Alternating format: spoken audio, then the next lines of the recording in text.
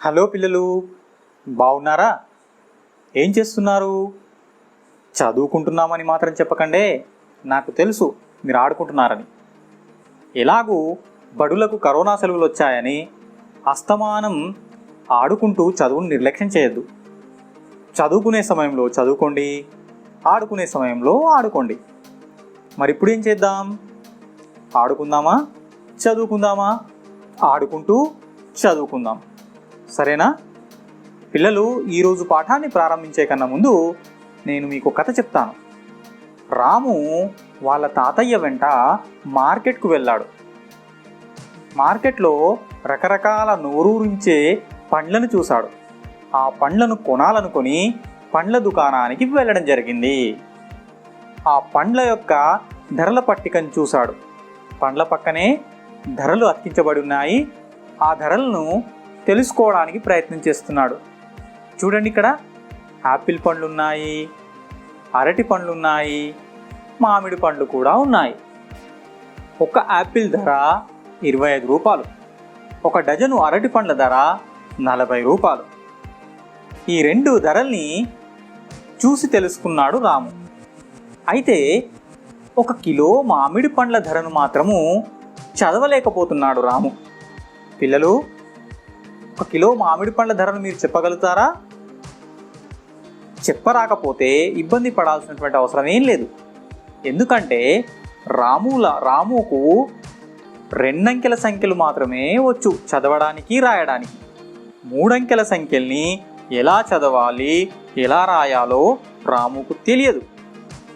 ఒకవేళ కనుక మీకు తెలిసి ఉండకపోతే ఇబ్బంది పడాల్సినటువంటి అవసరం ఏం లేదు. ఈరోజు మనము 3 అంకెల సంఖ్యల్ని ఎలా చదవాలి, ఎలా రాయాలి, 3 అంకెల సంఖ్యలు ఎక్కడి నుంచి ప్రారంభమవుతాయి అన్న విషయం గురించి మాట్లాడబోతున్నాము. ఈరోజు మనం మాట్లాడబోయే టాపిక్ సంఖ్యలు. ఈ సంఖ్యలు అనేటటువంటి పాఠంలో 3 అంకెల సంఖ్యల గురించి మనము ఈరోజు మాట్లాడబోతున్నాము. మరి ఇంకెందుకు ఆలస్యం, పాఠాన్ని ప్రారంభిద్దామా?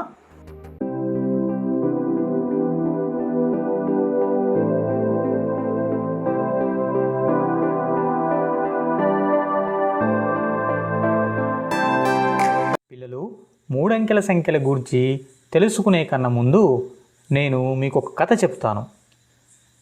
రమ్య 3వ తరగతి చదువుతున్నటువంటి విద్యార్థిని. ఒకరోజు వాళ్ళ నాన్న వాళ్ళ ఇంటి పెరట్లో ఉన్నటువంటి గోడలో ఎన్ని ఇటుకలున్నాయో లెక్క పెట్టమన్నాడు. రమ్య లెక్క పెట్టడం ప్రారంభించింది. ఒక్కొక్క ఇటుక చొప్పున రమ్య లెక్క పెట్టడం ప్రారంభించింది. పిల్లలు, మీకు లెక్క పెట్టడం వస్తుంది కదా? రమ్యకు లెక్క పెట్టడంలో సహాయం చేయండి. రమ్య ఒక్కొక్క ఇటుక ఈ విధంగా లెక్క పెట్టడం ప్రారంభించింది. 1, 2, 3, 4, 5 అంటూ ఈ విధంగా లెక్క పెట్టసాగింది. అయితే మధ్యలో వచ్చేసరికి లెక్క తప్పింది. మళ్ళీ మొదటి నుంచి లెక్కను ప్రారంభించింది. అయితే వాళ్ళ నాన్న రమ్యతో, రమ్య, ఒక్కొక్కటి లెక్క పెట్టడం కన్నా 10 ఇటుకల చొప్పున లెక్క పెడితే లెక్క పెట్టడం సులువవుతుంది కదా అని అన్నాడు. తాను లెక్క పెట్టబోయే ఇటుక గోడలో ఉన్నటువంటి వరుసల్లో 10 ఇటుకలున్నట్టు రమ్య గమనించింది. అప్పుడు 10 ఇటుకల చొప్పున లెక్క పెట్టడం ప్రారంభించింది. పిల్లలు, మీకు 10లు లెక్క పెట్టడం వస్తుంది కదా? అయితే ప్రారంభించండి రమ్యతో పాటు మీరు కూడా. రమ్య 10 చొప్పున లెక్క పెట్టడం ప్రారంభించింది. ఈ విధంగా 10, 20, 30, 40, 50, 60, 70, 80, 90. ఇక్కడ వచ్చేసరికి చివరి వరుసలో ఇటుకలు కొన్ని తక్కువన్నట్లు గమనించింది రమ్య. చివరి వరుసలో ఒక్కొక్క ఇటుకను లెక్క పెట్టడం ప్రారంభించింది. ఈ విధంగా 1, 2, 3, 4, 5, 6, 7, 8, 9. ఆ విధంగా ఆ గోడలో 90 కన్నా 9 ఇటుకలు ఎక్కున్నట్లు వాళ్ళ నాన్నతో చెప్పింది. అంతేకాదు 90 కన్నా 9 ఇటుకలు ఎక్కుంటే మనం దాన్ని 99 అని పిలుస్తాం, 99 అనే అక్షరాల్లో కూడా రాస్తామని చెప్పడం జరిగింది. పిల్లలు, మీకు ఒక ప్రశ్న వేస్తాను, జవాబు చెప్పడానికి ప్రయత్నం చేయండి. ఈ చివరి వరుసలో ఒక ఇటుక తక్కువ ఉంది కదా, ఒక ఇటుకను కనుక చేర్చితే ఇక్కడ మొత్తం ఎన్ని ఇటుకలు ఉన్నట్లు? అంటే 99 ఇటుకలకు గనక ఒక ఇటుకను కలిపితే మొత్తం ఎంత అవుతుంది? అంటే 99 తర్వాత వెంటనే వచ్చే సంఖ్య ఏమై ఉంటుంది? ఆలోచిస్తున్నారా పిల్లలు? 99కి 1 కలిపితే వచ్చే సంఖ్య 100. దీన్ని మనము అంకెలలో 1 0 0 అని రాస్తాం, అక్షరాలలో 100 అని రాసి చదవడం జరుగుతుందన్నమాట. పిల్లలు, మీరు గమనిస్తున్నారా? 100లో ఎన్ని అంకెలున్నాయి? 3 అంకెలున్నాయి. దాంట్లో 1 మిగతా 2 సున్నలు. ఆ రకంగా 3 అంకెల సంఖ్యలనేటివి 100తో ప్రారంభమవుతాయి. కాబట్టి 3 అంకెల సంఖ్యలలో అతి చిన్న సంఖ్య 100. మరో రకంగా చెప్పాలంటే 99 తర్వాత 2 అంకెల సంఖ్యలు పూర్తవుతాయి. ఆ రకంగా 2 అంకెల సంఖ్యలలో అతిపెద్ద సంఖ్య 99. పిల్లలు, నేను ఇంకొక ప్రశ్న వేస్తాను, మీకు సమాధానం చెప్పడానికి ప్రయత్నం చేయండి. 100లో ఎన్ని పదులుంటాయి? ఇక్కడ ఇటుక గోడను గమనిస్తున్నారు కదా మీరు? ఇటుక గోడలో ఎన్ని వరుసలున్నాయి? పదుల వరుసలు. ఎన్ని వరుసలున్నాయి? 10 వరుసలున్నాయి. కాబట్టి ఒక 100కు 10 పదులుంటాయి. 100లో 10 పదులున్నాయి. మరి 100లో ఎన్ని ఒకట్లుంటాయి? ఆలోచిస్తున్నారా? చిన్న చిన్న ఇటుకలు ఎన్ని ఉన్నాయి ఇక్కడ? 100 ఇటుకలున్నాయి. కాబట్టి 100లో 100 ఒకట్లుంటాయి. ఇది మీరు గుర్తుపెట్టుకోవాలి. సో 3 అంకెల సంఖ్యలనేటివి 100 నుంచి ప్రారంభమవుతాయి. కాబట్టి మనం 100 తర్వాత సంఖ్యలను ఏ విధంగా రాయాలో ఒకసారి చూద్దాం. ఇక్కడ చూడండి పిల్లలు, ఒక 100 ఉంది, ఒక 1 ఉంది. 100కు 1 కలిపితే ఏమొస్తుంది? దాన్ని మనం ఏ విధంగా రాస్తాము? ఏ విధంగా చదువుతాము? చూడండి, ఇక్కడ 100కు 1 కలిపితే 100 1. దాన్ని మనము 1 0 1 అని రాస్తాము. ఇక్కడ చూస్తున్నారు కదా, 1 0 1 అని రాస్తాము.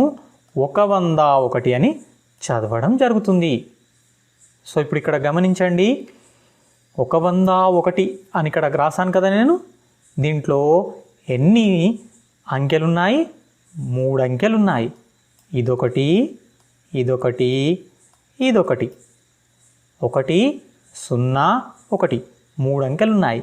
ఇక్కడ చివర్లో, కుడివైపున చివర్లో ఉన్నటువంటి అంకె ఏదైతే ఉందో ఆ అంకె ఉన్నటువంటి స్థానాన్ని మనము ఒకట్ల స్థానము అంటాం. ఇక్కడ మధ్యలో 0 ఉంది కదా, ఆ 0 ఉన్నటువంటి స్థానం ఏదైతే ఉందో ఈ స్థానాన్ని మనము పదుల స్థానము అంటాం. చివరన ఎడమ వైపున 1 ఉంది చూడండి, ఈ 1 ఉన్నటువంటి స్థానం ఏదైతే ఉందో ఆ స్థానాన్ని మనము వందల స్థానము అని పిలుస్తాం. గుర్తుపెట్టుకోవాలి మీరు, ఒకట్ల స్థానము, పదుల స్థానము, వందల స్థానము.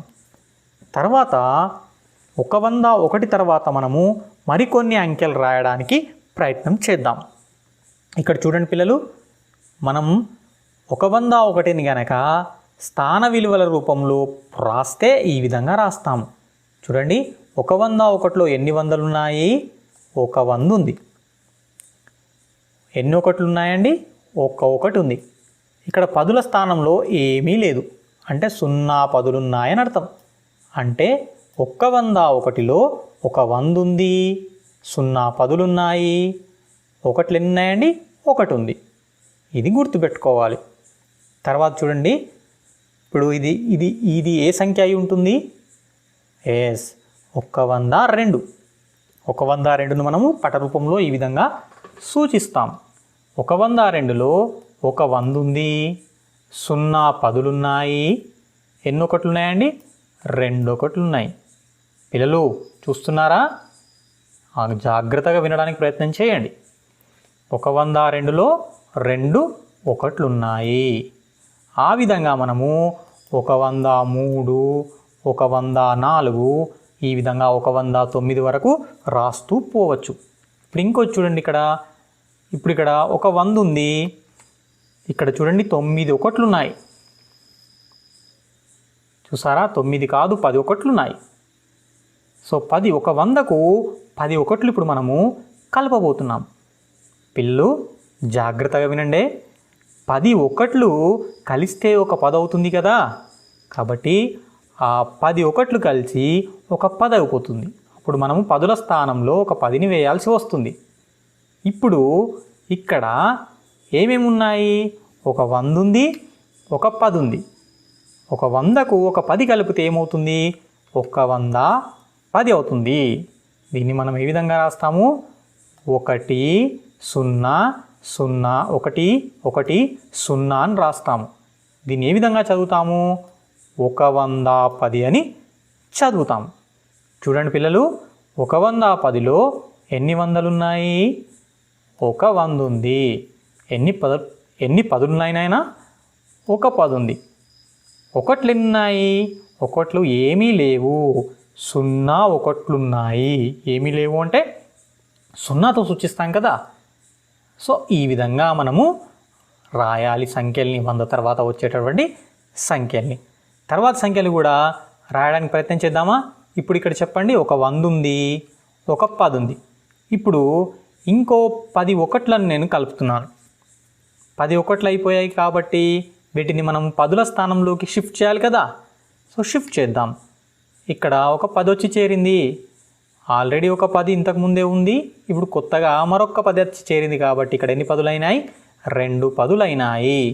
ఒక 100కు 2 పదుల్ని మనం కలుపుతున్నాము. 2 పదులంటే ఎంతరా? 20 కదా. కాబట్టి ఒక 100కు 20 కలిపితే ఒక 120 అవుతుంది. దాన్ని మనము ఏ విధంగా రాస్తాం? ఇక్కడ చూడండి, 1 2 0 అని రాస్తాం. చదవడము 120 అని చదువుతాం. పిల్లలు ఇప్పుడు మీ అందరికీ ఒక ప్రశ్న వేస్తున్నాను, సమాధానం చెప్పండి. 120లో ఎన్ని ఒకట్లున్నాయి?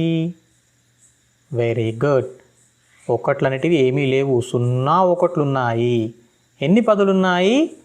2 పదులున్నాయి. చూస్తున్నారు కదా, ఇదొక 10, ఇదొక 10. ఎన్ని వందలున్నాయి? ఒక 100 ఉంది. సో ఆ రకంగా మనము 2 పదులు కలిపి ఒక 100కు 120గా రాస్తున్నాము. దీన్ని 120 అని చదువుతాము. మరికొన్ని అంకెల్ని రాయడానికి ప్రయత్నిద్దామా? చూడండి చూడండి పిల్లలు, ఇక్కడ నేను 100 నుంచి అంకెల్ని ప్రారంభించాను. చదవడం ప్రారంభించండి. దీన్ని ఏమని చదువుతాం మనము? 100, 101, 102, 103, 104, 105, 106, 107,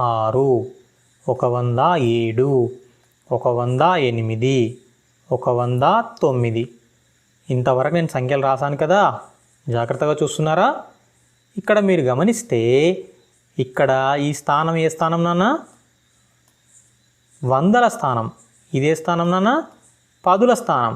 వందల స్థానంలో ఉన్నటువంటి అంకె మారుతుందా? మారట్లేదు. పదుల స్థానంలో ఉన్న అంకె కూడా మారట్లేదు. ఏ అంకె మారుతుంది? కేవలం ఒకట్ల స్థానంలో ఉన్న అంకె మాత్రమే మారుతుంది. చూడండి, 0 1 2 3 4 5 6 7 8 9. ఈ విధంగా మనం అంకెలు రాస్తూ పోతున్నప్పుడు ఒకట్ల స్థానంలో ఉన్న అంకెను మొదట మారుస్తూ పోతాము. ఆ తర్వాత ఏమొస్తుంది? 109 తర్వాత చూడండి, ఇక్కడ 109 తర్వాత ఇక్కడ చూడండి 110, 111, 112, 113 చూస్తున్నారు కదా. ఈ విధంగా ఇక్కడ 10, 11, 12, 13 అంటే ఇక్కడ ఒకట్ల స్థానం మాత్రమే మారుతూ పోతుందన్నమాట. ఈ విధంగా మనము అంకెలు రాసేటటువంటి విధానం గమనించండి. స్లైడ్లో మీకు చూపిస్తున్నాను నేను. చూసారా, రంగురంగుల బొమ్మలతో అంకెలు మీ ముందుకు వస్తున్నాయి. ఇక్కడ చూడండి, దీన్ని ఈ లాస్ట్ లైన్కి రండి మీరందరు. ఇక్కడ ఈ లాస్ట్ లైన్లో దీన్ని చదవడానికి ప్రయత్నం చేయండి నాన్న. ఇది ఏ సంఖ్య, దీన్ని ఏ విధంగా చదవచ్చు? 190 మనం ఏ విధంగా చదవచ్చు? 190, 191, 92. చివరిలో ఏముంది ఇక్కడ? 199. 99 తర్వాత మనకేమొస్తుంది? రెండంకెల సంఖ్యల్లో 100 వస్తుంది కదా. మరి ఇక్కడ 199 తర్వాత ఏం రాబోతుంది చూద్దామా? చూడండి, ఇక్కడ 199ని నేను స్థాన విలువల రూపంలో, పటం రూపంలో మీ ముందు పెట్టడానికి ప్రయత్నం చేస్తున్నాను. 199లో ఎన్ని ఒకట్లు ఉన్నాయి నాన్న? 9 ఒకట్లు ఉంటాయి. లెక్క పెట్టండి. 9 ఒకట్లు ఉన్నాయా? Yes, very good. 9 ఒకట్లు ఉన్నాయి. ఇక్కడ చూడండి, చివరిలో గమనిస్తున్నారు కదా, 9 ఒకట్లు ఉన్నాయి. ఎన్ని పదులు ఉన్నాయి? ఇది పదుల స్థానం కదా. 9 పదులు ఉన్నాయి. 9 పదులు ఉన్నాయా? మరి చూడండి, లెక్క పెట్టండి. ఎస్, 5, 4, 9 పదులు ఉన్నాయి. సో ఎన్ని వందలు ఉన్నాయి నాన్న? వందల స్థానంలో ఒకటి ఉంది కాబట్టి ఇక్కడ 100 మాత్రమే ఉంది. కాబట్టి ఇది 100. ఈ విధంగా మనం 199ని పటం రూపంలో సూచించవచ్చు. ఇప్పుడు ఇక్కడ చూడండి, ఇప్పుడు నేనేం చేస్తున్నాను అంటే ఈ ఒకట్లలో ఒక అంకెను పెంచుతున్నాను, ఇంకో ఒకట్లను పెంచుతున్నాను. ఇప్పుడు ఎన్ని ఒకట్లు అయినాయి? ఇక్కడ లెక్క పెట్టండి అన్న. ఇక్కడ 3 ఉన్నాయి, ఇక్కడ 3, 6, 3, 9, దీన్ని ఒకటి కలుపుకుంటే 10. 10 ఒకట్లు అయిపోయినాయి కదా. 10 ఒకట్లు కాగానే మనం ఏం చేస్తాం? దీన్ని కట్టేసి పదుల స్థానంలోకి షిఫ్ట్ చేయాలి కదా నాన్న. షిఫ్ట్ చేద్దామా? ఎస్, చూడండి ఇక్కడ. ఎస్, పదుల స్థానంలో ఒకటి పెరిగింది. ఇప్పుడు ఎన్ని పదులు అయినాయి? ఇక్కడ లెక్క పెట్టండి. 1, 2, 3, 4, 5, 6, 7, 8, 9, 10. మరి 10 పదులు కలిస్తే ఇంతకుముందే చెప్పుకున్నాం కదా, ఎంత అవుతుంది? 100 కదా. అవునా కాదా? 10 పదులు కలిస్తే ఒక 100 కదా. మరి ఇవన్నీ కట్టేసి పదుల స్థానంలో ఉన్నటువంటి 10 పదుల్ని మనము ఒక దగ్గర కట్టేసి దాన్ని 100గా మార్చేసి మనం షిఫ్ట్ చేయాలి. చేద్దామా? ఎస్, చూడండి, ఇక్కడ 100 వచ్చేసింది ఎక్స్ట్రాగా. ఆల్రెడీ ఒక 100 ఉంది ఇక్కడ, ఇంకో 100 కూడా వచ్చేసింది. కాబట్టి ఇక్కడ ఎన్ని వందలు ఉన్నాయి నాయనా? 200 ఉన్నాయి. కాబట్టి మనము 200ని ఈ విధంగా రాయొచ్చు, పట రూపంలో ఈ విధంగా సూచించవచ్చు. ఇప్పుడు మీకు ఒక ప్రశ్న వేస్తాను. సిద్ధంగా ఉన్నారా పిల్లలు? 200లలో ఎన్ని ఒకట్లు ఉన్నాయిరా? 0 ఒకట్లు ఉన్నాయి. ఒకట్లు అనేటివి ఏమీ లేవు ఇక్కడ. ఎన్ని పదులున్నాయి? పదులు కూడా ఏమీ లేవు, 0 పదులున్నాయి. మరి 100లు ఎన్ని ఉన్నాయి నాయనా? 2 ఉన్నాయి. 1, 2. సో ఈ విధంగా మనము 3 అంకెల సంఖ్యల్ని రాస్తూ వెళ్తాము. అర్థమవుతుందా? జాగ్రత్తగా వినడానికి ప్రయత్నం చేయండి. సో ఇప్పుడు ఇక్కడ మీకు ఒక స్లైడ్లో ఒక అంకెను సూచిస్తున్నాను, జాగ్రత్తగా చూడండి. దీన్ని చదవడానికి ప్రయత్నం చేయండి. వందల స్థానంలో 2 ఉంది, పదుల స్థానంలో 4 ఉంది, చివరిలో ఒకట్ల స్థానంలో 9 ఉంది. దీన్ని ఏ విధంగా చదువుతారో తెలుసా? 249 అని చదవాలి. ఏ విధంగా చదవాలి? 249 అని చదవాలి. 9 అనేది ఒకట్ల స్థానంలో ఉంది. అంటే ఎన్ని ఒకట్లు ఉన్నట్లు? 9 ఒకట్లు ఉన్నట్లు. దీని యొక్క స్థాన విలువ ఎంత అవుతుంది? 9 ఒకట్లు కాబట్టి దాని యొక్క స్థాన విలువ 9 అవుతుంది. ఇది ఒకట్ల స్థానం కదా, దాని యొక్క స్థాన విలువ 9 అవుతుంది. ఇక్కడ పదుల స్థానంలో ఏముంది? 4 ఉంది.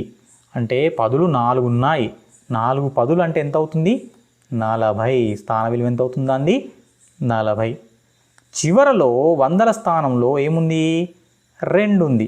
2 ఉంది కాబట్టి దాని యొక్క స్థాన విలువ ఎంత అవుతుందండి? 200 అవుతుంది. ఆ రకంగా 249 అనేది మనం ఈ విధంగా అంకెలలో రాస్తాం. 2, 4, 9. 9 ఒకట్లు, 4 పదులు 200. సో ఇక్కడ చూడండి 249ని ఈ విధంగా కూడా రాయొచ్చు. 200 ప్లస్ 40 ప్లస్ 9 అంటే 200 ఉన్నాయి, 4 పదులు ఉన్నాయి, 9 ఒకట్లున్నాయి. ఇదేమో ఇక్కడ ఎడమవైపున రాయబడ్డటువంటి సంఖ్యా రూపం ఏదైతే ఉందో దాన్ని మనము సంక్షిప్త రూపము, చిన్న రూపం అంటాం. ఈ చిన్న రూపాన్ని మనం ఏం చేసాం, ఇక్కడ మనకు అర్థమయ్యేటట్లు విస్తరించి రాసుకున్నాం కాబట్టి దీన్ని విస్తరణ రూపం అంటాం. అంటే 249 మనం ఈ విధంగా విస్తరించి రాసుకున్నాం అన్నమాట. ఇప్పుడు 175 అనే సంఖ్య ఉంది, 175. దీన్ని మీరు విస్తరణ రూపంలో రాయడానికి ప్రయత్నం చేయండి. ఏసెట్ రాయొచ్చు 100 ప్లస్ 70 ప్లస్ 5 అంటే ఎన్ని వందలు ఉన్నాయి బాబు? ఇక్కడ 100 ఉంది, 100 ఉంది. ఎన్ని పదులున్నాయి? 7 పదులున్నాయి. ఎన్ని ఒకట్లున్నాయి? 5 ఒకట్లున్నాయి. సో ఇది 175 యొక్క విస్తరణ రూపం. పిల్లలు మీకు అర్థమైంది అనుకుంటున్నాను 3 అంకెల సంఖ్యల గురించి. 3 అంకెల సంఖ్యల్ని ఏ విధంగా చదవాలి, 3 అంకెల సంఖ్యలు ఎక్కడి నుంచి మొదలవుతాయి, 3 అంకెల సంఖ్యల్లో అతి చిన్న సంఖ్య ఏది, 3 అంకెల సంఖ్యల్ని మనము సంక్షిప్త రూపంలో ఏ విధంగా రాయాలి, విస్తరణ రూపంలో ఏ విధంగా రాయాలి, మీకు అందరికీ అర్థమైంది అనుకుంటున్నాను. మరొక కొత్త టాపిక్తో మళ్ళీ కలుద్దాం. అంతవరకు హాయిగా ఆడుకోండి. సెలవు.